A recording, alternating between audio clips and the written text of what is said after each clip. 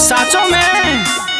हे बाबू सुना, गोहली में करता उड़ाई हूँ, सब लहिकन के पागल बनाई हूँ। छुआ बाज देही आता माइनस में मीटर तोहर जाया लगी। यार सुन, अरे मियाँ भाई के जलाग जाई मोहर करे जाओ तोहर गवाए लागी।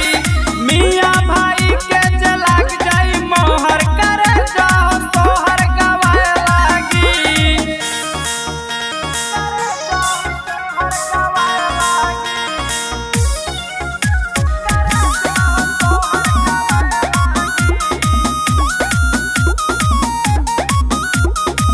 सुन ले बानी मियाँ जाते होले हट कठा हो, हथवा में लेके घूमे राइफल कटा हो।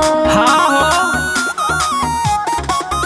सच कहा तारू जान दिलदार होले सा, दुश्मन जहाँ होले हुआ मार होले सा।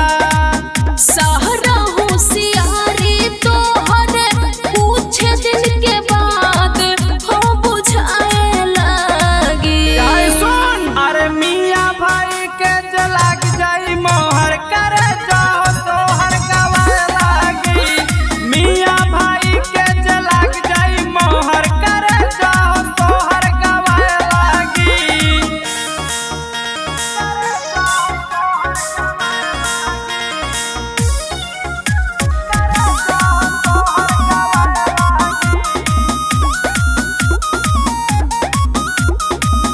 राइटर नरेंद्र सुना बाबू आई मामा हो, हमरे चक्कर में है गइले केतना लग के जान हो।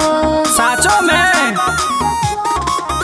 जवन हमके दिखाई दी आँख गोरिया, टाइम लागे नहीं कटा हूँ मैं पाख गोरिया। चढ़ली जवानिया के भर ना रोपाई भराए लगी। यार सुन, अरे मियाँ भाई के जलाग जाई मोहर